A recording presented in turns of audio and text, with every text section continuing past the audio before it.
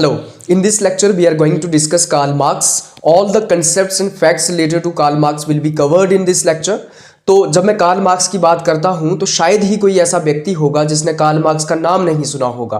Otherwise Karl Marx को हर कोई जानता है। तो कार्ल मार्क्स की जब मैं बात करता हूं, उनका जन्म 1818 में होता है और 1883 में उनकी डेथ हो जाती है। वो जर्मनी में पैदा हुए थे, लेकिन आपको ये बात याद रखनी है कि कभी भी उनको अपनी लाइफ में किसी देश की सिटीजनशिप नहीं मिली। तो क्योंकि वो जर्मनी में पैदा हुए थे, लेकिन जर्मनी से उनको भगा दिया जाता है, तो वो जर्मनी से भाग के फिर ब्रिटेन में चले जाते हैं। ब्रिटेन में उनको पॉलिटिकल असाइलम दिया जाता है।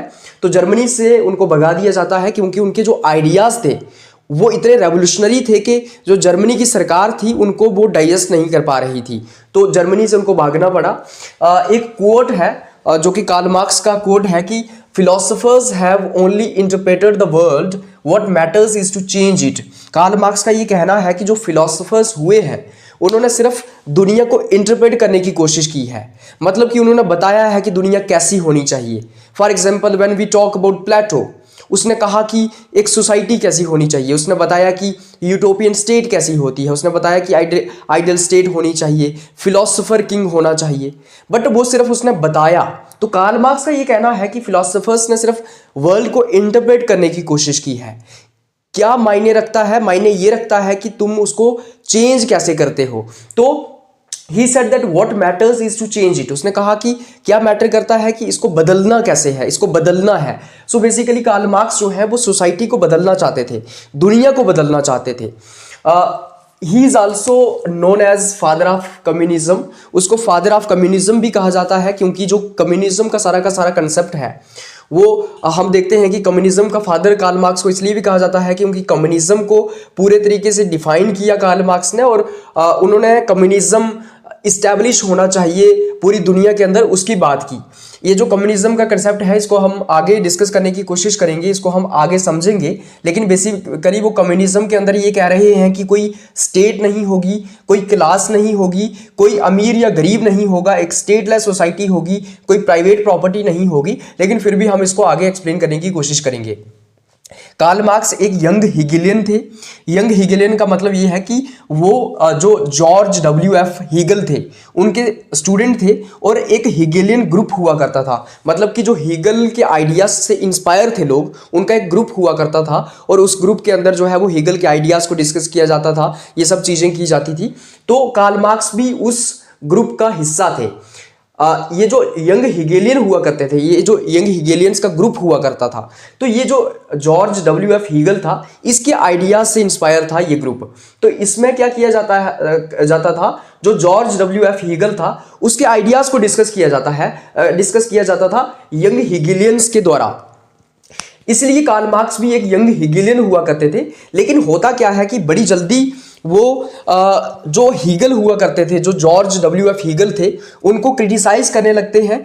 George W.F. का जो आइडियलिस्टिक इंटरप्रिटेशन था हिस्ट्री का, उसको वो क्रिटिसाइज करते हैं, क्योंकि जो हीगल थे उनका ये कहना था कि जो हिस्ट्री है वो एक मूवमेंट ऑफ आइडिया है, वो आइडिया को अल्टीमेट रियलिटी मानते थे। हीगल एक आइडियलिस्टिक पर्सन थे, तो एक आइडियलिस्टिक इंटरप्रिटेशन हीगल ने दिया था हिस्ट्री का।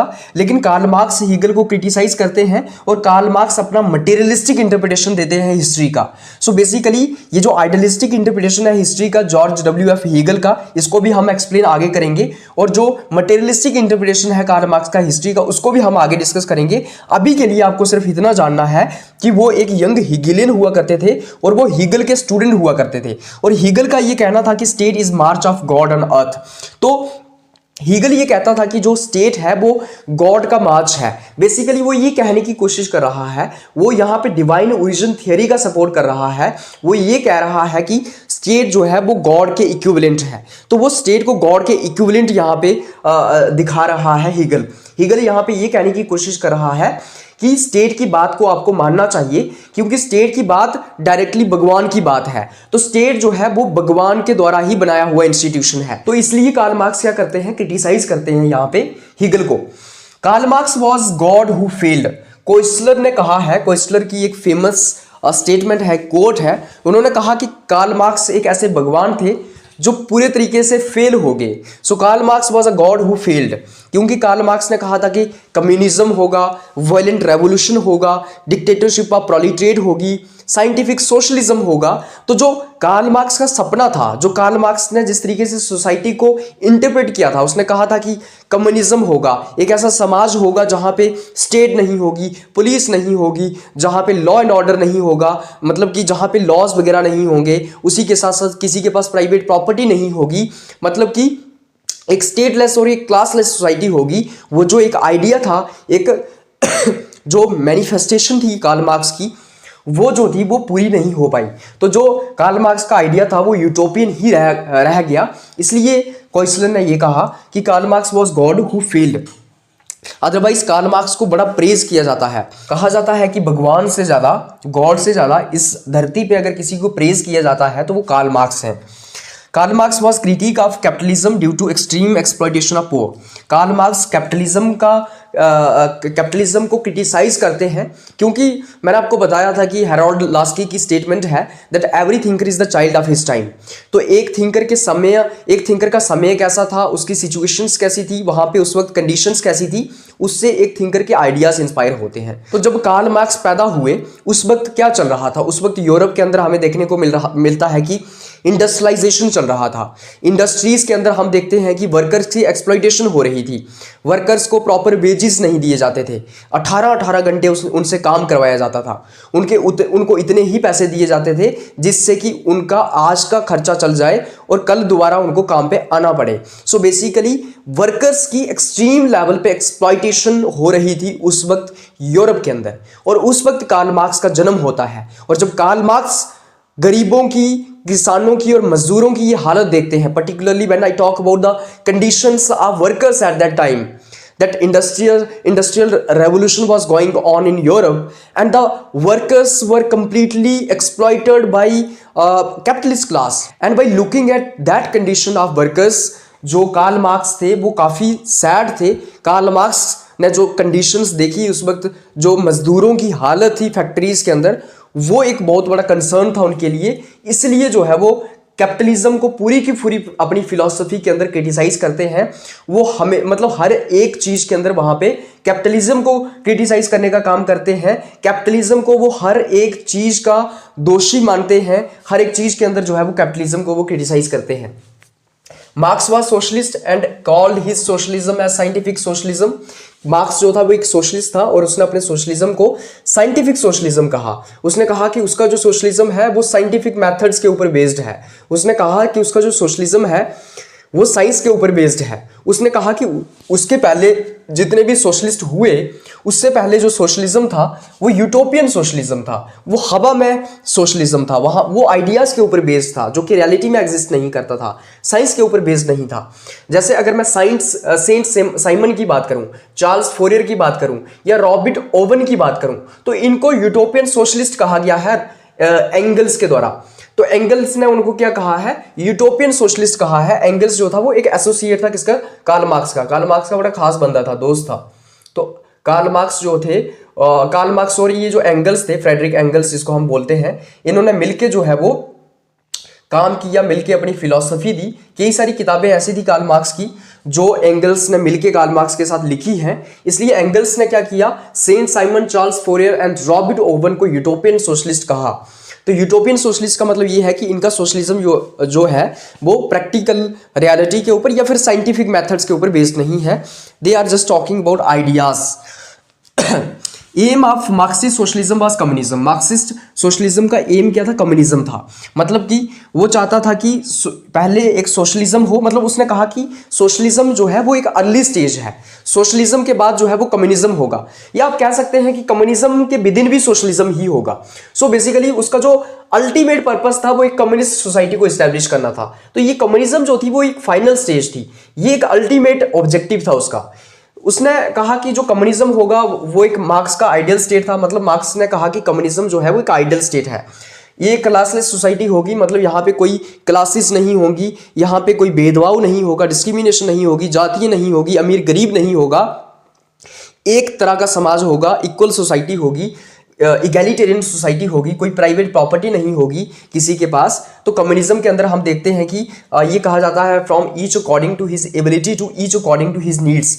मतलब कि हर कोई अपनी क्षमता के हिसाब से काम करेगा और उसको उतना मिलेगा जितना उसकी ज़रूरत है। तो हर कोई अपनी कैपेबिलिटी के अकॉर्डिंगली काम करेगा, एबिलिटी के अकॉर्डिंगली काम करेगा। फॉर एग्जाम्पल, अगर मैं गाता हूँ मैं गाऊँगा, अगर कोई कपड़े बनाता है वो कपड़े बनाएगा, अगर कोई बाल काटता है वो बाल काटेगा, अगर कोई क्या बोलते हैं रिसर्च करता है वो रिसर्च करेगा, कोई जो है किताबें लिख रहा है वो किताबें लिखेगा। तो हर कोई अपने हिसाब से जो वो करना चाहता है वो करेगा और उसको जो उसकी नीड्स हैं उनको सेटिस्फाई कर दिया जाएगा। मतलब कि उसकी जो ज़रूरतें हैं वो ज़रूरतें उसकी जो है वो फुलफिल कर दी जाएंगी पूरे के पूरे समाज के द्वारा। फॉर एग्जांपल, मैं क्या काम करता हूँ, मैं सोचने का काम करता हूँ, मैं इंटेलेक्चुअल वर्क करता हूँ, मैं किताबें लिखता हूँ, मैं आइडियाज़ को जो है वो आइडियाज़ के ऊपर फोकस करता हूँ, मैं जो है वो ऑथर हूँ या फिर मैं एक फिलोसोफर हूँ। तो मैं अपना काम करूँगा, मेरे लिए बाल काटने के लिए अलग बंदा होगा, मुझे खाना अलग बंदा देगा, मेरे कपड़े अलग बंदा जो है तैयार करेगा। तो समाज जो है इस तरीके से काम करेगा। तो ये एक कम्युनिज्म का कंसेप्ट था। This was the ideal state of Karl Marx. उसके बाद हम मार्क्स की बुक्स की बात करेंगे। कार्ल मार्क्स ने कई सारी किताबें लिखी हुई हैं,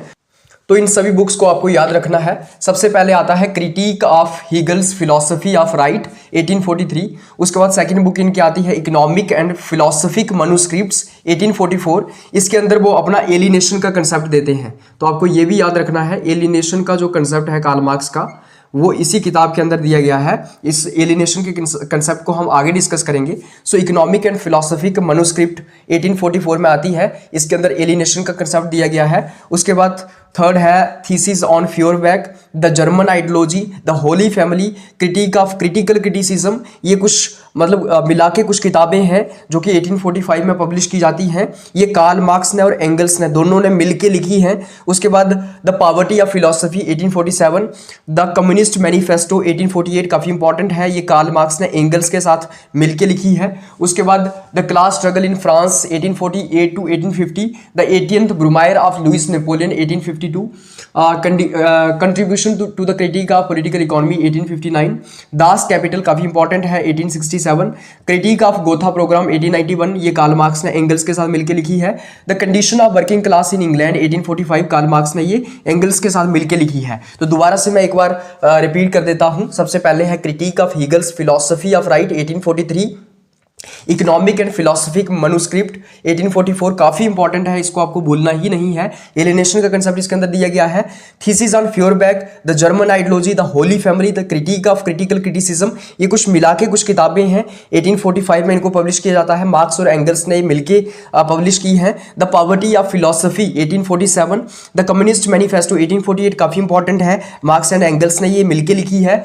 the class struggle in France 1848 to 1850, the 18th Brumaire of Louis Napoleon काफ़ी इंपॉर्टेंट है, 1852 में ये आती है। Contribution to the critique of political economy 1859, Das Capital काफ़ी इंपॉर्टेंट है, 1867 में आती है। Critique of Gotha program 1891, Karl Marx ने एंगल्स ने मिलकर लिखी। The condition of working class in England 1845, Marx ने और एंगल्स ने मिलकर लिखी है, ये भी काफ़ी इंपॉर्टेंट है। तो ये कुछ किताबें हैं कार्ल मार्क्स की जो आपको याद रखनी है। आइए अब हम डिस्कस करते हैं कार्ल मार्क्स का डायलेक्टिकल मटेरियलिज्म। डायलेक्टिकल मटेरियलिज्म काफ़ी इंपॉर्टेंट कंसेप्ट है जो कार्ल मार्क्स ने दिया है। डायलेक्टिकल मटेरियलिज्म को समझने से पहले आपको ये समझना होगा कि डायलेक्टिक क्या होता है, या डायलेक्टिक्स हम किसको कहते हैं। तो डायलेक्टिक्स एक तरीके का डिबेट या डिस्कशन होता है। मतलब डायलेक्टिक्स के अंदर क्या होता है, डायलॉग होता है। तो मान लो डायलेक्टिक्स का मतलब हुआ कि दो लोगों ने आपस में बातचीत की, राइट। दो लोगों के आपस में आइडियाज थे। फॉर एग्जांपल पर्सन ए उसका अलग आइडिया था और पर्सन बी उसका अलग आइडिया था। दोनों लोगों ने बातचीत की, आर्ग्यूमेंट किया और दोनों लोगों का जो निचोड़ निकला वो जो है उसका सिंथेसिस होगा। कहने का मतलब ये है, डायलेक्टिक्स का मतलब ये होता है कि बातचीत करना, आर्ग्यूमेंट करना, डिबेट्स करना, डेलिब्रेशंस करना। तो एक दूसरे से डेलिब्रेशंस करना। फॉर एग्जांपल डेमोक्रेसी के ऊपर डिबेट हो रही है दो लोगों की, पर्सन ए और पर्सन बी, दोनों की डिबेट हो रही है डेमोक्रेसी के ऊपर। तो पर्सन ए कहता है कि ऐसा होना चाहिए। पर्सन ए जो है वो 3 आर्ग्यूमेंट्स देता है, 1 2 3, और पर्सन बी भी 3 आर्ग्यूमेंट्स देता है डेमोक्रेसी के रिगार्डिंग। डायलेक्टिक्स का मतलब क्या हुआ, दो लोगों की डिबेट हो रही है, जो पर्सन ए है वो डेमोक्रेसी के रिगार्डिंग जो है 3 आर्ग्यूमेंट्स देता है। वो कहता है कि डेमोक्रेसी ऐसी होनी चाहिए, और पर्सन बी जो है वो भी 3 आर्ग्यूमेंट्स देता है कि डेमोक्रेसी ऐसी होनी चाहिए। अब क्या किया जाएगा, हो सकता है कि पर्सन ए का जो दूसरा आर्ग्यूमेंट है उसको एक्सेप्ट कर लिया जाए और तीसरा और पहले को रिजेक्ट कर दिया जाए, और जो पर्सन बी है उसका पहला आर्ग्यूमेंट एक्सेप्ट कर लिया जाए और दूसरा और तीसरा रिजेक्ट कर लिया जाए। तो दोनों, क्योंकि दोनों ने डिबेट की थी, तो जो पर्सन ए था उसका दूसरा आर्ग्यूमेंट जो है एक्सेप्ट कर लिया गया दूसरा, और जो पर्सन बी था उसका पहला आर्ग्यूमेंट एक्सेप्ट कर लिया गया। तो ये जो आर्ग्यूमेंट हमारे पास आया, ये जो हमारे पास निचोड़ निकला, ये था अल्टीमेट आर्ग्यूमेंट, या फिर ये ट्रूथ था, राइट। ये ट्रूथ था या ये अल्टीमेट ट्रूथ था। तो डायलेक्टिक्स का मतलब क्या होता है, डेलिब्रेशंस करना या फिर आर्ग्यूमेंट्स करना या डिबेट्स करना, उसको हम डायलेक्टिक्स कहते हैं। जब मैं कार्ल मार्क्स के कॉन्टेक्स्ट में डायलेक्टिकल मटेरियलिज्म की बात कर रहा हूं तो इसका मतलब क्या है। सबसे पहले आपको यह समझना होगा कि जो कार्ल मार्क्स का डायलेक्टिकल मटेरियलिज्म था वो हीगल से इंस्पायर्ड था। हीगल का जो डायलेक्टिक्स था उससे कार्ल मार्क्स का डायलेक्टिकल मटेरियलिज्म इंस्पायर हुआ। मतलब कि हीगल ने जो अपना डायलेक्टिक्स का आइडिया दिया उससे ही कार्ल मार्क्स इंस्पायर्ड थे। तो कार्ल मार्क्स के डायलेक्टिकल मटेरियलिज्म को समझने से पहले हमें हीगल का डायलेक्टिक्स का आइडिया समझना होगा। तो हीगल का डायलेक्टिक्स का आइडिया क्या था। हीगल कहता है कि history is the movement of ideas. History जो है वो आइडियाज का मूवमेंट है। अब इसका मतलब क्या हुआ, वो कहता है कि हिस्ट्री जो है वो आइडियाज का मूवमेंट है। तो वो यहाँ पे आइडियाज को क्या दे रहा है, प्राइमेसी दे रहा है। जो हीगल का डायलेक्टिक्स था उसके अंदर हीगल कहता है all ideas in the world developed through dialectics and it tries in the development of history through following process. तो यहां पे वो कह रहा है कि हिस्ट्री जो है, हिस्ट्री कैसे डेवलप हुई है, जो आइडियाज है, आइडियाज के डायलेक्टिक्स के थ्रू जो है वो हिस्ट्री डेवलप हुई है। तो हिस्ट्री जो है वो आइडियाज का मूवमेंट है। अब सिंपली आप हीगल का डायलेक्टिक्स का आइडिया यहां पे ऐसे समझ सकते हैं। हीगल का ये कहना है कि हिस्ट्री क्या है, इतिहास क्या है। इतिहास जो है वो मूवमेंट ऑफ आइडियाज है। तो हीगल का ये कहना था कि सबसे पहले एक थीसिस होता है। थीसिस मतलब आइडिया होता है, उसका एंटीथीसिस आता है, उसका अपोजिट आइडिया आता है, और उसका फिर सिंथेसिस बनता है, दैट इज उसका अल्टीमेट आइडिया जो है वो सामने आता है। इसको आप ऐसे समझिए, मान लो एक आइडिया है, दैट इज थीसिस, एक आइडिया है, उसका अपोजिट आइडिया आता है, मतलब कि उसके अगेंस्ट एक आइडिया आता है। इन दोनों के बीच क्या होती है, डिबेट होती है। मतलब कि जैसे पर्सन ए का एक आइडिया था, पर्सन बी का अपोजिट आइडिया था, राइट। दोनों के बीच डिबेट हुई, मैंने कहा आपको डिबेट हुई, राइट। दोनों के बीच डिबेट हो रही है। अगर दोनों के बीच जो डिबेट होती है तो दोनों के बीच में से जो नेगेटिव्स हैं उनको हटा दिया जाता है, पॉजिटिव्स को इंक्लूड कर दिया जाता है। दोनों के बीच डिबेट जब होती है तो उसके बाद एक सिंथेसिस आता है, मतलब उसके बाद एक अल्टीमेट आइडिया आता है। अब आपको एक और मैं रियलिस्टिक एग्जांपल देता हूं। फॉर एग्जांपल, कांग्रेस इस देश में पिछले 70 साल से रूल कर रही थी। कांग्रेस का एक आइडिया था, डेमोक्रेसी, सेकुलरिज्म, जो भी कांग्रेस का आइडिया रहा वो कांग्रेस का एक आइडिया था। लेकिन क्या वो आइडिया फॉरएवर था, क्या वो हमेशा के लिए आइडिया रहा, क्या वो हमेशा के लिए कांग्रेस रूल करती रही उस आइडिया के ऊपर? नहीं, क्योंकि हमने देखा कि 2014 के अंदर जो है कांग्रेस को हरा के बीजेपी पावर में आ जाती है। तो 70 साल का एक कांग्रेस का आइडिया था, वो आइडिया इस देश में काम कर रहा था। लेकिन उसके बाद अपोजिट आइडिया आता है। अपोजिट आइडिया किसका था? बीजेपी का अपोजिट आइडिया था। अब बीजेपी का जो अपोजिट आइडिया है, मतलब बीजेपी जिस आइडिया के ऊपर काम कर रही है, नेशनलिज्म है, हिंदुत्व है, राइट। तो कांग्रेस का एक आइडिया था, उसके अगेंस्ट एक अपोजिट आइडिया आता है, बीजेपी का idea, that is nationalism and Hindutva. अब दोनों आइडियाज के बीच कंपटीशन चल रहा है। अब तीसरा आइडिया इमर्ज होगा, मतलब बीजेपी जब पावर से बाहर जाएगी, क्योंकि बीजेपी भी फॉरएवर के लिए नहीं रहेगी, तो एक दोनों के बीच अब डिबेट चल रहा है। कांग्रेस भी कुछ चेंजेस को अडॉप्ट कर रही है, बीजेपी को भी कुछ चेंजेस को अडॉप्ट करना पड़ रहा है, और उसके बाद एक सिंथेसिस आएगा, एक नया आइडिया आएगा। तो कांग्रेस का एक आइडिया था, बीजेपी का काउंटर आइडिया आया, और अब एक नया आइडिया उभर करके आएगा। अब ना ही कांग्रेस का वो ओरिजिनल वाला आइडिया रहेगा, ना बीजेपी का ओरिजिनल वाला आइडिया रहेगा। आने वाले 10-12 साल में आपको देखने को मिलेगा कि एक नया आइडिया इस देश में आएगा, और वो नया आइडिया जो है इस देश के अंदर रूल करेगा। ये सबसे एक रियलिस्टिक एग्जांपल है। तो हीगल का ये कहना है कि हिस्ट्री जो है वो आइडिया का मूवमेंट है। आइडिया का मूवमेंट कैसे है कि फ्यूडलिज्म के टाइम पे एक अलग आइडिया था, फ्यूडलिज्म के बाद एक काउंटर आइडिया आता है, फिर सोसाइटी कैपिटलिज्म के अंदर कन्वर्ट हो जाती है। अब कैपिटलिज्म का काउंटर आइडिया आएगा, फिर सोसाइटी एक नेक्स्ट स्टेज के अंदर चली जाएगी। तो सोसाइटी जो है ना वो आइडियाज का मूवमेंट है। एक आइडिया है, उसका काउंटर आइडिया आता है, काउंटर आइडिया जो है, अपोजिट आइडिया आता है, दोनों के बीच डिबेट होती है, निगेशंस को बाहर निकाल दिया जाता है और उसके बाद उसका सिंथेसिस बन जाता है, मतलब कि अल्टीमेट आइडिया हमारे सामने आता है। ये हीगल का डायलेक्टिक्स था। लेकिन कार्ल मार्क्स हीगल के डायलेक्टिक्स से इंस्पायर्ड जरूर थे, लेकिन वो हीगल को क्रिटिसाइज भी करते हैं। वो कहते हैं, for Marx Hegel is standing on his head, we have to make him stand on his feet. Karl Marx का ये कहना था कि हीगल जो है वो अपने सर पे खड़ा है, हमें उसको उसके पैरों के ऊपर खड़ा करना पड़ेगा। कहने का मतलब यह है कि कार्ल मार्क्स यहां पे हीगल को क्रिटिसाइज कर रहे हैं। कैसे क्रिटिसाइज कर रहे हैं? कार्ल मार्क्स का यह कहना था कि it is not consciousness, it's not idea of man that determines their being, rather it's their social being that determines their consciousness.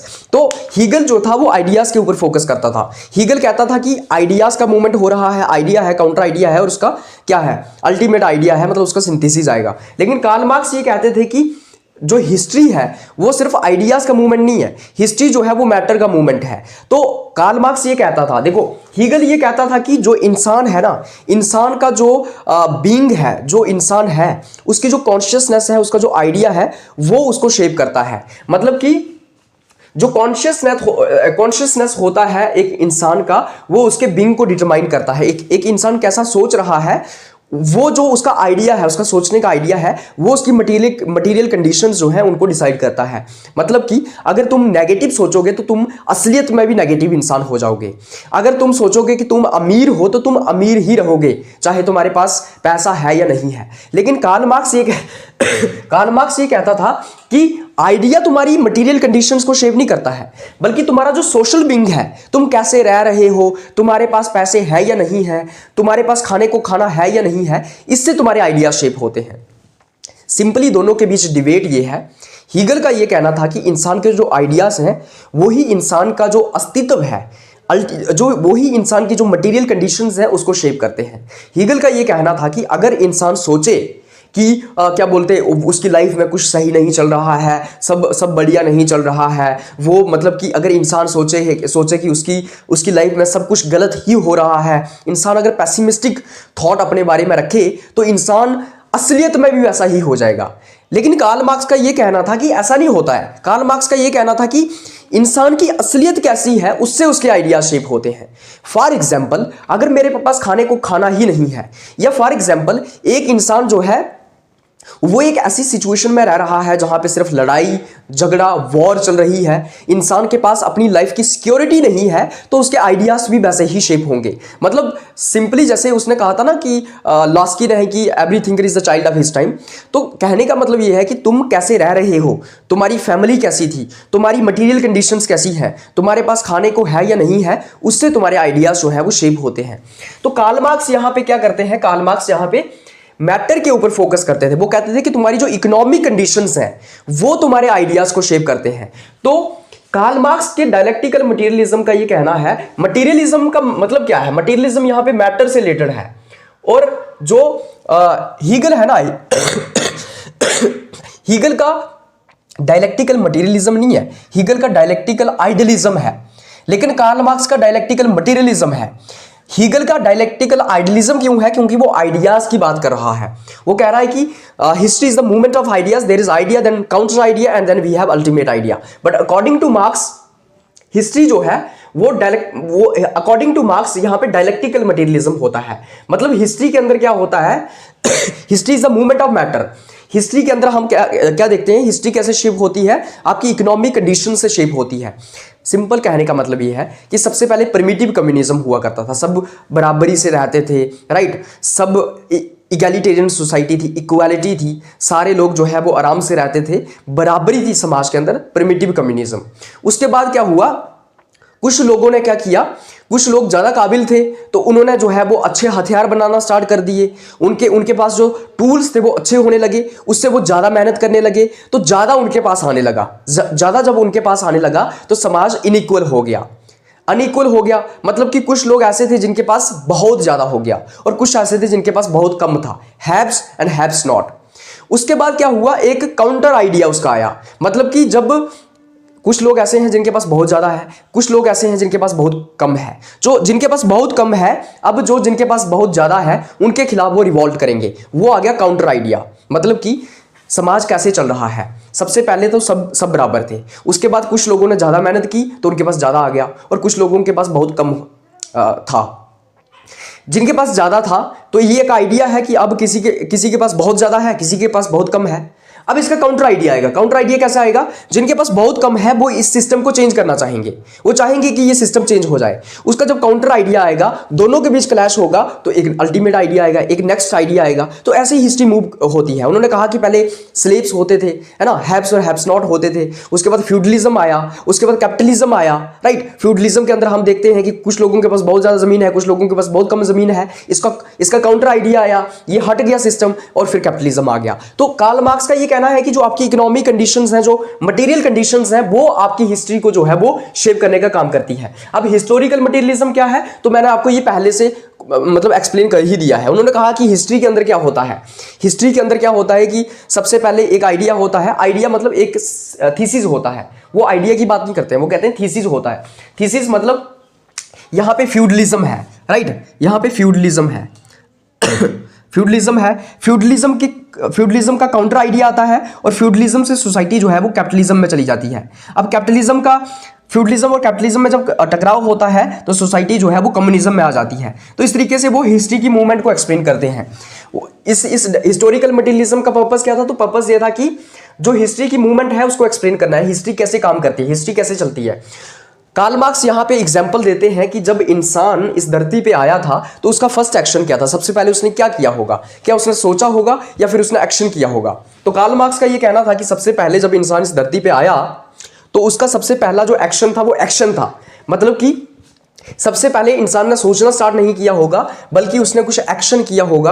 क्योंकि मार्क्स का ये कहना था कि जब इंसान धरती पे आया तो वो भूखा था, वो खाली पेट था, और जब वो खाली पेट था तो उसने एक्शन किया होगा, क्योंकि भूख को मिटाने के लिए उसको काम करना पड़ेगा। इसलिए कार्ल मार्क्स का ये कहना है कि जब इंसान धरती पे आया तो उसने सबसे पहले सोचना स्टार्ट नहीं किया बल्कि उसने कुछ हाथ पैर चलाए होंगे ताकि उसकी भूख जो है वो मिट जाए, बिकॉज ही वॉज हंग्री।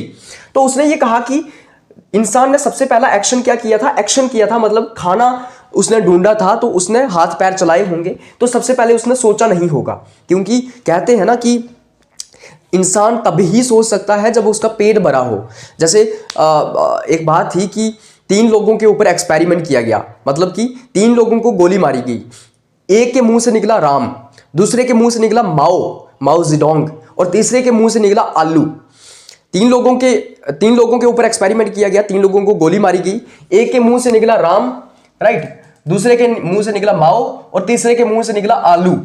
अब जो पोस्टमार्टम की रिपोर्ट थी उसमें ये पता चला कि इन दोनों का, जिनके मुंह से राम मतलब रिलीजन निकल रहा है और दूसरे के मुंह से माओ जेडोंग मतलब आइडियोलॉजी निकल रही है, तो इन दोनों लोगों का क्या था, पेट जो था वो भरा हुआ था, और जिसके मुंह से आलू निकला उसका पेट जो था खाली था, वो भूखा था। तो इंसान कहने का मतलब क्या है, तुम्हारी आइडियोलॉजीज, तुम्हारा मजहब तभी होगा जब तुम्हारा पेट भरा होगा। तो इंसान ने जब उसका पेट भर गया होगा तब उसने सोचना स्टार्ट किया होगा ना। जब पेट नहीं भरा हुआ है तो तुम क्या खाक सोचोगे, तुम तो पहले खाना ढूंढोगे ना। तो ये कार्ल मार्क्स का कहना था। इसलिए कार्ल मार्क्स ने ये कहा कि जो मैनुअल लेबर है वो इंटेलेक्चुअल लेबर से काफी ज्यादा इंपॉर्टेंट है। मतलब कि जो मैनुअल लेबर होती है, जो मैनुअल काम होता है, लेबर का काम हो गया, इंडस्ट्रीज को बनाने का काम हो गया, खाना तैयार करने का काम हो गया, किसानों का काम हो गया, ये जो काम है ये ज़्यादा इंपॉर्टेंट है as compare to intellectual labour. मतलब कि सोचने के काम से जो मैनुअल काम है वो ज़्यादा ज़रूरी है। और यहाँ पे वो प्लेटो और अरिस्टोटल को भी क्रिटिसाइज करते हैं। वो किसको क्रिटिसाइज करते हैं यहाँ पे? प्लेटो और अरिस्टोटल को क्रिटिसाइज करते हैं, प्लेटो एंड अरिस्टोटल। क्योंकि प्लेटो और अरिस्टोटल का क्या कहना था कि इंटेलेक्चुअल लेबर इज सुपीरियर। क्योंकि अरिस्टोटल को अगर आपने समझा होगा, पढ़ा होगा, उसने कहा कि बाई नेचर 2 तरह के इंसान होते हैं, एक इंटेलेक्चुअली सुपीरियर होते हैं, इंटेलेक्चुअली स्ट्रांग होते हैं, एक फिजिकली स्ट्रांग होते हैं। फिजिकली स्ट्रांग जो है वो स्लेव्स होंगे और जो इंटेलेक्चुअली स्ट्रांग है वो मास्टर होंगे। और जो स्लेव्स होंगे वो अपने मास्टर की सेवा करेंगे, क्योंकि इंटेलेक्चुअल काम जो है वो ज़्यादा ज़रूरी है, सोचने का काम ज़्यादा ज़रूरी है, उसको वो सुपीरियर मानते थे। इसलिए वो प्लेटो और अरिस्टोटल को यहाँ पे क्या करते हैं, क्रिटिसाइज करते हैं। क्योंकि प्लेटो और अरिस्टोटल क्या करते हैं कि इंटेलेक्चुअल लेबर को ज़्यादा महत्व देते हैं as compare to physical labour, as compare to manual labour. तो अरिस्टोटल और प्लेटो जैसे जो आइडियलिस्टिक थिंकर्स थे उनको यहाँ पे वो क्रिटिसाइज करने का काम करते हैं। क्योंकि कार्ल मार्क्स का ये कहना था कार्ल मार्क्स का ये कहना था कि जो फिजिकल लेबर है, जो मैनुअल लेबर है, वो ज़्यादा इंपॉर्टेंट है as compare to intellectual labour.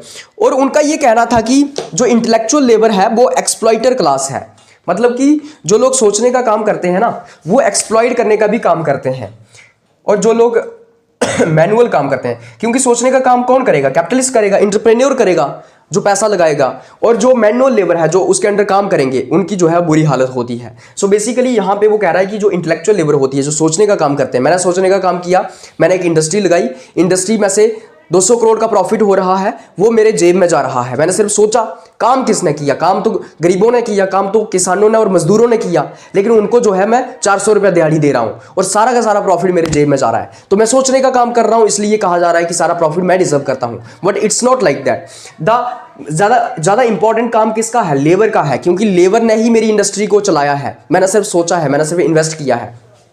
So this is how he has explained historical materialism as well as dialectical materialism. उसके बाद हम डिस्कस करेंगे base and superstructure model given by Karl Marx. तो Karl Marx का एक base and superstructure model है, जिसके अंदर कार्ल मार्क्स जो है वो डिफाइन करने की कोशिश कर रहे हैं सोसाइटी को। इसके अंदर वो सबसे पहले कहते हैं कि एक समाज के अंदर एक बेस होता है, जिसको इकोनॉमिक एक्टिविटीज कहा जाता है। मतलब जितनी भी इकोनॉमिक एक्टिविटीज होती हैं एक सोसाइटी के अंदर, उसको बेस कहा जाता है। और जो सुपरस्ट्रक्चर होता है, एक होता है सुपरस्ट्रक्चर। सुपरस्ट्रक्चर के अंदर आपकी मीडिया आ जाती है, आपकी स्टेट आ जाती है, आपका रिलीजन आ जाता है, आपके एजुकेशनल इंस्टीट्यूशंस आ जाते हैं, आपकी पुलिस आ जाती है, आपका लॉ एंड ऑर्डर आ जाता है। तो बेसिकली एक सोसाइटी के अंदर एक इकोनॉमिक बेस होता है, या एक बेस होता है जिसके अंदर इकोनॉमिक एक्टिविटीज आती हैं, मोड्स ऑफ प्रोडक्शन आते हैं। और एक होता है सुपरस्ट्रक्चर। सुपरस्ट्रक्चर के अंदर मीडिया आ जाती है, स्टेट आ जाती है, रिलीजन आ जाता है, इंस्टीट्यूशंस आ जाते हैं, पुलिस आ जाती है। कार्ल मार्क्स का ये कहना था कि superstructure is reflection of base. तो ये जो सुपरस्ट्रक्चर है ना, ये बेस का रिफ्लेक्शन है। मतलब जो भी बंदा बेस को कंट्रोल करता है, जो भी बेस को कंट्रोल करता है, वो सुपरस्ट्रक्चर को भी कंट्रोल करता है। अब कहने का मतलब ये है कि जिसके पास पैसा है, वही इंसान जो है आपका सुपरस्ट्रक्चर भी कंट्रोल करता है। फॉर एग्जांपल, आज के जो कैपिटलिस्ट लोग हैं, जो अमीर लोग हैं, वो मीडिया को भी कंट्रोल कर रहे हैं, वो सरकार को भी कंट्रोल कर रहे हैं, सरकार उनके पैसे पे काम कर रही है, उनके लिए काम कर रही है। वो रिलीजन को भी कंट्रोल कर रहे हैं, वो रिलीजन को अपने हिसाब से चला रहे हैं, राइट। जहां पे उनको फायदा होता है। रिलीजन को कैसे अपने हिसाब से चला रहे हैं, मैं आपको बताता हूँ। रिलीजन को अपने हिसाब से वो ऐसे चला रहे हैं, वो कहते हैं जो गरीब है ना, जो गरीब लोग हैं, जो मजदूर लोग हैं, जिनके पास पैसे नहीं हैं, तो उन गरीब और मजदूरों को ये बात मनवाई जाती है कि तुम गरीब और मजदूर इसलिए हो क्योंकि तुमने पिछले जन्म में पाप किए थे, और तुम इस बार इस जन्म में ईमानदारी से काम करो। बहुत ईमानदारी से काम कर रहे हो तुम, और ईमानदारी से काम करो। 8 घंटे की जगह तुम 12-12 घंटे काम करो, 12 घंटे की जगह तुम 18-18 घंटे काम करो, और अगले जन्म में तुम्हें सुख होंगे। कहने का मतलब क्या है? ये जो गरीबों की एक्सप्लॉइटेशन है, इसको जस्टिफाई करने का काम कर रहा है रिलीजन। कौन करवा रहा है? कैपिटलिस्ट करवा रहा है। अमीर लोग गरीबों को मजहब के तहत ये मनवा देते हैं कि तुम आज गरीब इसलिए हो क्योंकि तुमने पिछले जन्म में पाप किए थे, इसलिए इस बार इस जन्म में तुम ईमानदारी से काम करो, 18-18 घंटे काम करो, और अगले जन्म में तुम जो है वो सुख प्राप्त करोगे। जिससे क्या हो? जिससे कि अमीर लोग जो हैं उनके लिए ये गरीब लोग काम करते रहें, मजदूर लोग काम करते रहें। ये गरीब और मजदूर जो हैं उनकी फैक्ट्रीज के अंदर 18-18 घंटे काम करते रहें। इस तरीके से रिलीजन का यूज करके जो कैपिटलिस्ट वर्ग है, जो इकोनॉमिक बेस को कंट्रोल करता है, जिसके पास पैसा है, वो क्या कर रहा है? गरीबों की एक्सप्लॉइटेशन को जस्टिफाई कर रहा है। सो ये बहुत बड़ा एक प्रोपेगेंडा है। तो मार्क्स का ये कहना था कि जो भी इकोनॉमिक एक्टिविटीज को कंट्रोल करता है, इकोनॉमिक बेस को कंट्रोल करता है, फैक्ट्रीज को कंट्रोल करता है, बड़ी बड़ी कंपनीज को कंट्रोल करता है, वो इंसान क्या करता है? सुपरस्ट्रक्चर को भी कंट्रोल करता है। मीडिया को वो कंट्रोल कर लेता है, स्टेट को वो कंट्रोल कर लेता है, रिलीजन को वो कंट्रोल करता है, और रिलीजन को अपने हिसाब से यूज करता है, स्टेट को वो अपने हिसाब से यूज करता है। स्टेट को पहले पैसे दिए, किसी एक पॉलिटिकल पार्टी की सरकार बनाई, और वो सरकार उसके लिए काम करेगी। मीडिया जो है, मीडिया को खरीद लिया है, और मीडिया उसके लिए काम करेगी।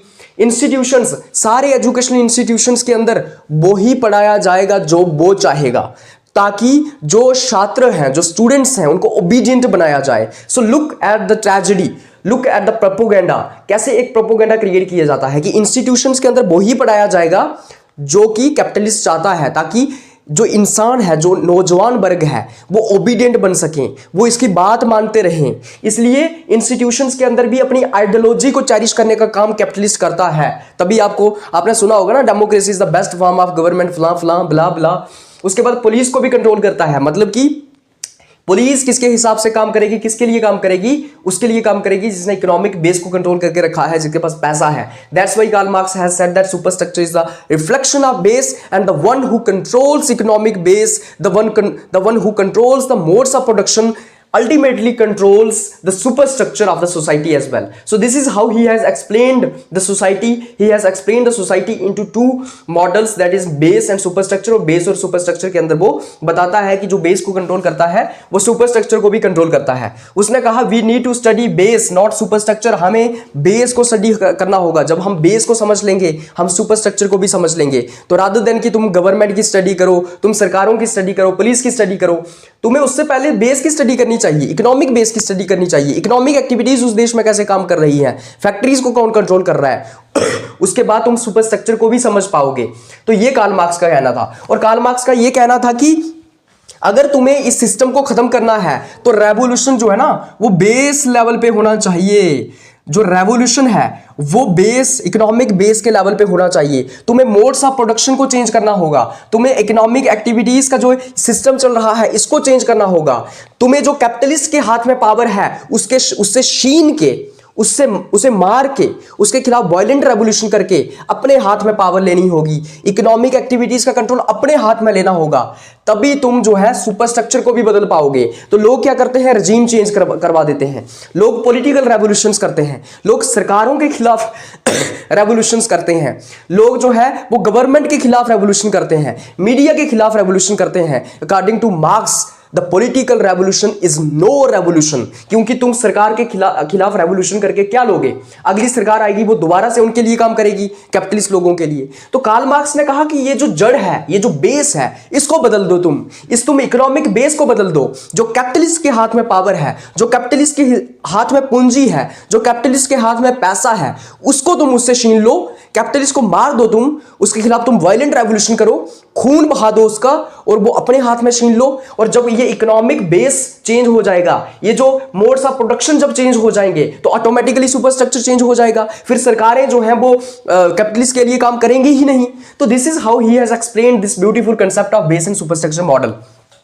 उसके बाद रिलेशंस ऑफ प्रोडक्शन आता है। तो अकॉर्डिंग टू मार्क्स सोसाइटी में दो क्लासेस होती हैं, मतलब प्रोडक्शन का कैसा रिलेशन होता है। तो कार्ल मार्क्स के अकॉर्डिंगली सोसाइटी के अंदर दो क्लासेस होती हैं, एक होते हैं हैव्स, एक होते हैं हैव्स नॉट। एक वो होते हैं जिनके पास कुछ होता है, जैसे कैपिटलिस्ट की अगर मैं बात करूं, जिनके पास बहुत पूंजी है, पैसा है। और एक होते हैं हैव्स नॉट, अगर मैं वर्कर्स की बात करूं, जिनके पास पैसा नहीं है, जिनके पास रिसोर्सेज नहीं है, जिनके पास मोड्स ऑफ प्रोडक्शन नहीं है।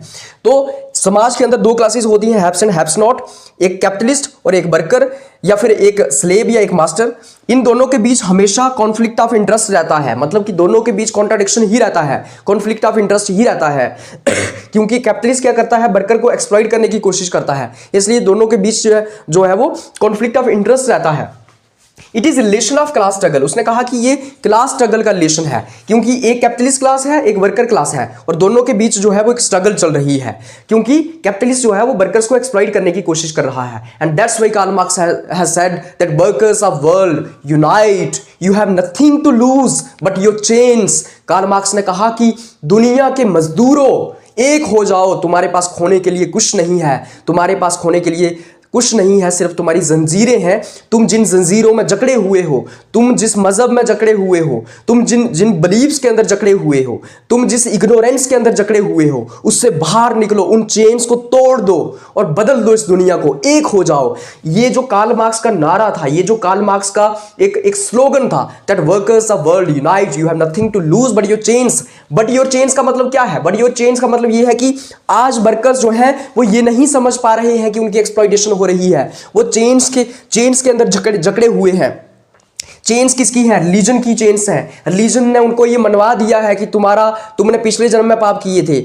उसी के साथ साथ इग्नोरेंस की चेन्स है, वो पढ़े लिखे नहीं है, वो समझदार नहीं है, वो ये नहीं जानते हैं कि उनकी एक्सप्लॉइटेशन नहीं हो रही है, एक्सप्लॉइटेशन हो रही है। वो कास्ट जातियों के अंदर जकड़े हुए हैं, वो नॉर्म्स के अंदर, टैबूज के अंदर, फैमिलीज के अंदर, सिस्टम के अंदर, सोसाइटी के अंदर जकड़े हुए हैं। जब इन चेन्स से, इन जंजीरों से बाहर आ जाओगे और फिर जब तुम एक हो जाओगे दुनिया के मजदूर हो, तो तब तुम इस सिस्टम को बदल पाओगे। कार्ल मार्क्स और रेवोल्यूशन के ऊपर उसका क्या कहना था? तो उसका कहने का मतलब यह था कि सडन और टोटल चेंज होता है रेवोल्यूशन मतलब पूरे तरीके से चेंज कर दो। रेवोल्यूशन मतलब वायलेंट रेवोल्यूशन। वो वायलेंट रेवोल्यूशन की बात करता है। वो कहता है कि खून जो है वो बहना चाहिए, खून बहना चाहिए, कैपिटलिस्ट को मार दो। उसने कहा कि revolution for marks is change in the mass of means of production. उसने कहा कि ये जो मीन्स ऑफ प्रोडक्शन है, ये जो बेस है, इसको ही बदल दो। मैंने आपको समझाया ना, उसने कहा कि रेवोल्यूशन यहां पे होना चाहिए, यहां पे नहीं होना चाहिए, तो उसने कहा इसको ही बदल दो। उसने कहा political revolution is no revolution. अगर यहां पे रेवोल्यूशन करोगे तो दोबारा से दूसरी सरकार भी कैपिटलिस्ट के लिए काम करेगी। मार्क्स एंड फॉल्स कॉन्शियसनेस के अंदर ऊपर कार्ल मार्क्स का क्या कहना था? तो ये जो कोड है ना, workers of world unite, you have nothing to lose but your chains, ये जो चेन्स है इसी को फॉल्स कॉन्शियसनेस कहा जाता है। ये जो चेन्स है, जिन चेन्स के अंदर तुम जकड़े हुए हो, ये जो लीजन की चेन्स हैं, ये जो लीजन की चेन्स हैं, ये जो इग्नोरेंस की चेन्स हैं, ये जो कास्ट की चेन्स हैं, राइट। कोई कहता है कि मैं मुस्लिम किसान हूं, कोई कहता है कि मैं हिंदू किसान हूं, कोई कहता है कि मैं दलित मजदूर हूं, कोई कहता है मैं राजपूत मजदूर हूं। तो तुम ये जो जातियों में बट गए हो, तुम्हें यह जानना होगा कि तुम्हारी कोई जाति नहीं है, तुम्हारी सिर्फ एक जाति है कि तुम मजदूर हो। तुम्हारी और कोई जाति नहीं है और कोई मजहब नहीं है। तुम ये जो कहते हो ना कि मैं मुस्लिम जो है वो क्या हूं, मजदूर हूं, और ये हिंदू मजदूर है, तुम एक नहीं हो पा रहे हो। तुम्हें ये समझना होगा कि मुस्लिम और हिंदू कुछ नहीं है, तुम दोनों का एक ही मजहब है, वो है मजदूर। तुम दोनों मजदूर हो, तुम्हारी एक ही क्लास है। तुम्हें यह समझना होगा कि तुम दोनों की एक ही जाति है, वो है मजदूर। तुम दोनों मजदूर हो, तुम दोनों का एक ही नॉर्म्स है, तुम दोनों की एक ही वैल्यूज होनी चाहिए कि तुम मजदूर हो और कुछ नहीं। तुम्हें बांटने की कोशिश की जा रही है ताकि तुम एक ना हो पाओ। तुम्हें रिलीजन के अंदर, कास्ट के अंदर, मजहब के अंदर बांटा जा रहा है ताकि तुम एक ना हो पाओ। और जब तुम इन जंजीरों से बाहर निकलोगे, जब तुम एक हो जाओगे, तो तुम इस सिस्टम को उखाड़ के फेंक दोगे। ये कार्ल मार्क्स का कहना था। कार्ल मार्क्स ने कहा कि People should come out from the false consciousness and develop true consciousness. लोगों को false consciousness से बाहर आ जाना होगा और true consciousness को डेवलप करना होगा। false consciousness क्या है? जो तुम चेन्स में जकड़े हुए हो। उसने कहा कि 2 levels of consciousness होती है। पहली होती है class in itself, दूसरी होती है class for itself। class in itself का क्या मतलब है? class in itself का मतलब यह है कि जब तुम false consciousness से बाहर निकल रहे हो, लेकिन ये लो लेवल की consciousness है। यहां पे तुम ये रियलाइज कर रहे हो कि तुम एक क्लास को बिलोंग करते हो, तुम्हारी वर्कर क्लास है मतलब when workers know that he belongs to a particular class, जब ये वर्कर पहचान जाता है, ये जान जाता है कि उसका मजहब, उसकी जाति तो अलग, मतलब वो अपने मजहब से, जाति से जब बाहर निकल आता है और वो ये समझ लेता है कि वो मजदूर है, वो एक क्लास को बिलोंग करता है। वो ये समझ लेता है कि एक कैपिटलिस्ट क्लास है, एक वर्कर क्लास है। कैपिटलिस्ट क्लास जो है अमीरों की क्लास है, वर्कर क्लास जो है वो किसकी क्लास है? मजदूरों की क्लास है। जब वो ये समझ लेता है कि 2 क्लासेस हैं, जब वो लीजन से बाहर आ जाता है, वो कहता है कि मुस्लिम और हिंदू किसान कोई नहीं होता, मुस्लिम और हिंदू मजदूर नहीं है, बल्कि हम सब मजदूर ही हैं। तो उसका ये कहना है कि जब आप ये समझ लेते हैं कि आप एक क्लास में आते हैं, आप एक वर्कर क्लास में आते हैं, उसके बाद क्लास फॉर इटसेल्फ का मतलब ये है कि जब तुम when workers will understand it's exploitation, that is true consciousness. जब वर्कर्स ये समझ लेते हैं कि उनका शोषण हो रहा है, उनका एक्सप्लॉइटेशन हो रहा है, जब वो एक दूसरे के लिए खड़े हो जाएंगे, जब वो क्लास फॉर इटसेल्फ बन जाएंगे, जब वो क्लास इन इटसेल्फ से कन्वर्ट हो गए, क्लास फॉर इटसेल्फ बन जाएंगे, जब वो एक दूसरे के लिए लड़ने लगेंगे, जब वो ये समझ पाएंगे कि हमारा ये कैपिटलिस्ट लोग शोषण कर रहे हैं, एक्सप्लॉइटेशन कर रहे हैं, तब जो है तुम्हारी ट्रू कॉन्शियसनेस डेवलप होगी और तब तुम फॉल्स कॉन्शियसनेस से बाहर आ जाओगे and then workers of world जो है वो यूनाइट हो जाएंगे और फिर वो कैपिटलिस्ट को जो है वो सिस्टम से उखाड़ फेंकेंगे, वायलेंट रेवोल्यूशन होगा, सिस्टम चेंज हो जाएगा, निजाम बदल जाएगा और सारा का सारा जो है वो समाज, सिस्टम सब कुछ बदल जाएगा, इनइक्वालिटीज खत्म हो जाएंगी और बराबरी हो जाएगी। उसके बाद आइए अब हम डिस्कस करते हैं theory of class struggle by Karl Marx की थियोरी ऑफ क्लास स्ट्रगल क्या थी। अब आपको यहाँ पे हिस्टोरिकल मटेरियलिज्म जो है ना और अच्छे से समझ आएगा, या डायलेक्टिकल मटेरियलिज्म आपको यहाँ पे और अच्छे से समझ आएगा। तो थियोरी ऑफ क्लास स्ट्रगल का मतलब क्या है? मतलब कि समाज के अंदर दो क्लासेस हैं और उनके बीच स्ट्रगल चल रही है, उनके बीच कॉन्फ्लिक्ट चल रहा है, उनके बीच जो है वो एक जदोजहद चल रही है। तो थियोरी ऑफ क्लास स्ट्रगल के अंदर कार्ल मार्क्स कहते हैं द हिस्ट्री ऑफ हाइटाटो existing societies is the history of class struggle. Karl Marx का ये कहना है कि जो अब तक की हिस्ट्री है ना वो हिस्ट्री ऑफ क्लास स्ट्रगल है। मतलब अब तक इतिहास के अंदर सिर्फ क्लास स्ट्रगल ही होती रही है। तो सबसे पहले दो क्लासेस थी, उनके भी स्ट्रगल हुई, एक नई क्लास आई, फिर दो क्लासेस बनी, उनके भी स्ट्रगल हुई, फिर एक नया सिस्टम आया, फिर दोबारा स्ट्रगल हुई, एक नया सिस्टम आया। इस तरीके से हिस्ट्री ने मूव किया है। So this is how he has explained historical materialism here as well. आगे मैं आपको समझाता हूं और अच्छे से आपको समझ आएगा। In divided societies where there is class there will be class struggle. Karl Marx ये कहते हैं कि जहां कहीं भी दो क्लासेस होंगी ना, टू क्लासेस होंगी ना, वहां पे हमेशा स्ट्रगल रहेगी, वहां पे हमेशा क्या रहेगी? स्ट्रगल रहेगी। फॉर एग्जांपल टू क्लासेस मतलब एक हैव्स है और एक हैव्स नॉट है। मतलब एक क्लास वो है जिसके पास बहुत कुछ है, एक वो है जिसके पास कुछ नहीं है। दोनों क्लासेस के बीच में स्ट्रगल रहेगी। इसलिए वो कहते थे कि एक ऐसा समाज होना चाहिए जहां पे क्लासेस नहीं होंगी, जहां पे हैव्स और हैव्स नॉट नहीं होंगे, इक्वल समाज होना चाहिए, इगैलिटेरियन सोसाइटी होनी चाहिए। क्योंकि उनका ये कहना था जहां पे क्लासेस होगी वहां पे स्ट्रगल होगी।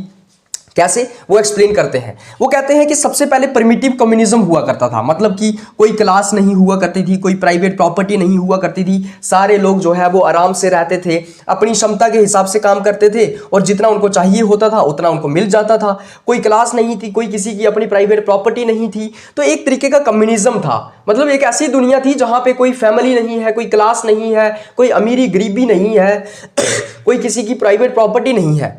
लेकिन फिर क्या हुआ, इस प्रिमिटिव कम्युनिज्म के अंदर कुछ लोग जो थे वो ज्यादा एबल थे, तो उन्होंने क्या किया, ज्यादा इकट्ठा करना स्टार्ट कर दिया, उन्होंने अच्छे टूल्स बनाना स्टार्ट कर दिए, प्राइवेट प्रॉपर्टी को एक्यूमुलेट करना स्टार्ट कर दिया। तो क्या हुआ कि कुछ लोग इंटेलेक्चुअली स्ट्रांग थे, ज्यादा सोचने में ज्यादा इंटेलेक्चुअली स्ट्रांग थे, इंटेलिजेंट थे, तो समाज जो है वो स्लेव सोसाइटी के अंदर कन्वर्ट हो गया।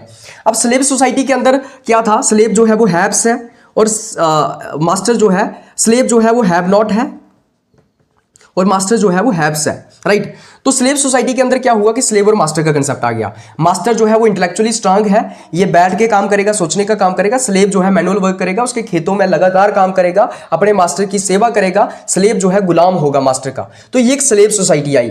अब स्लेव सोसाइटी के अंदर कॉन्ट्राडिक्शन थी, इसका अपोजिट आइडिया आया। ये जो एग्जिस्टिंग सिस्टम था ये ज्यादा देर नहीं चल सकता था, तो इसका जब अपोजिट आइडिया आया, जब इसकी काउंटर थीसिस जब इसका आया या एंटी थीसिस जब इसका आया, तो क्या हो गया, फ्यूडलिज्म में ये कन्वर्ट हो गया। अब फ्यूडलिज्म के अंदर क्या था, सर्फ और लॉर्ड का कंसेप्ट था। सर्फ जो था वो क्या था, हैव्स नॉट था, और लॉर्ड जो था वो क्या था, हैव्स था।